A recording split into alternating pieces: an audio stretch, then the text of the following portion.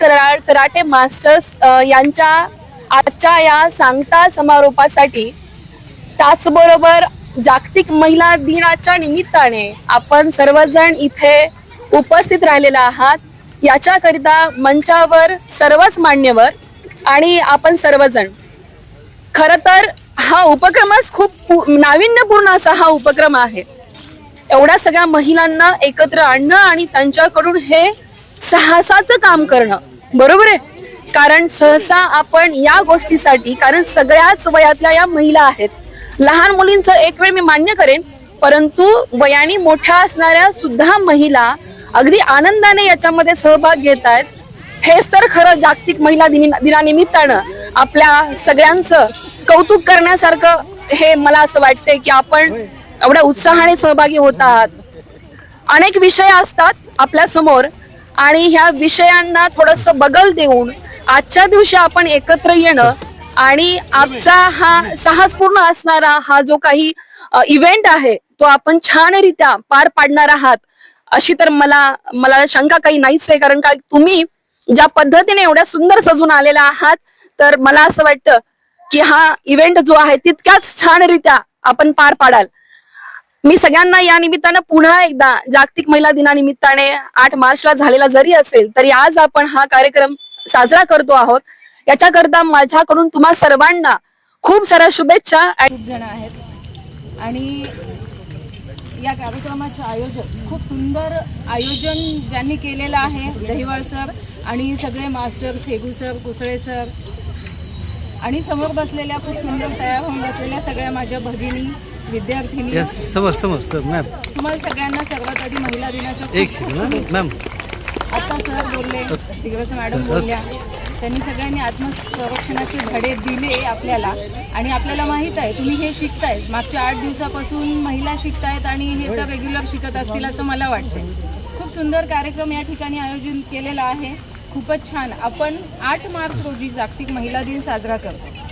कधीपासून आपण जागतिक महिला दिन साजरा करतो? 1908 साली अमेरिकेमध्ये महिलांनी त्यांच्या अधिकारासाठी उठाव केला होता।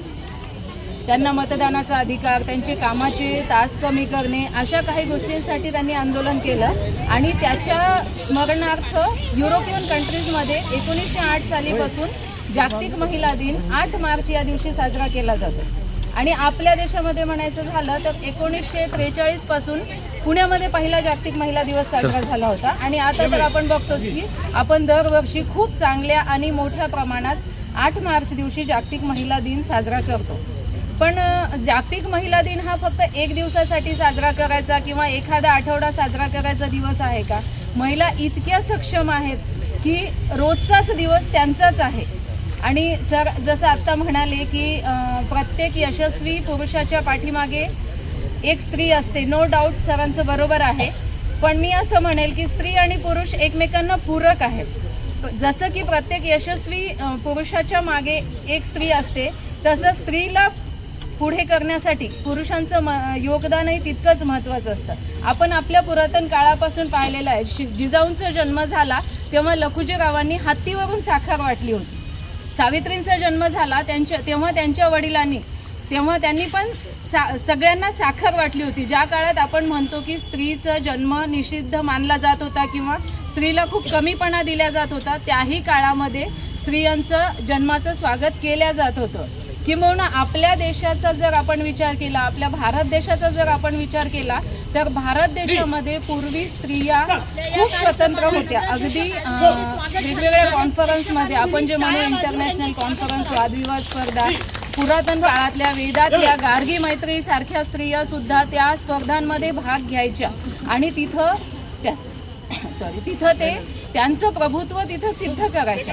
पण काही परकीय आक्रमण आपल्या देशावर झाले आणि त्यांना असं समजण्यात आलं की स्त्री म्हणजे फक्त चूल आणि मूल एवढ्यासाठीच आहे आणि म्हणून मग स्त्रीचं अस्तित्व हळूहळू कमी होत गेलं आणि मग अजून पुढे जाऊन काही समाजसुधारकांनी स्त्रियांच्या जसं की स्त्रियांसाठी काही प्रथा निर्माण झाल्या होत्या, बालविवाह असेल, विधवांचं पुनर्वसन किंवा मग सती प्रथा, अशा काही ज्या प्रथा होत्या त्या समाजसुधारकांनी मोडून काढल्या आणि त्या मोडून काढून त्यांनी मग पुन्हा अजून स्त्रियांना मानाचं स्थान आपल्या समाजामध्ये मिळवून दिलं. आणि आज आपण बघतो की असं कुठलंही क्षेत्र नाही. आज स्त्री जर म्हणाल ती आई आहे, बहीण आहे, मावशी, आजी, मामी, काकी, ज्याप्रमाणे स्त्री आहे त्याचप्रमाणे ती शिक्षिका आहे, डॉक्टर आहे, इंजिनियर आहे, राजकारणी आहे, पोलीस आहे. असं कुठलंही क्षेत्र आज महिलांनी ठेवलं नाही की त्या क्षेत्रामध्ये महिला कार्यरत नाहीत, किंबहुना पुरुषांच्या बरोबरीनं त्या क्षेत्रांमध्ये महिला कार्यरत आहेत.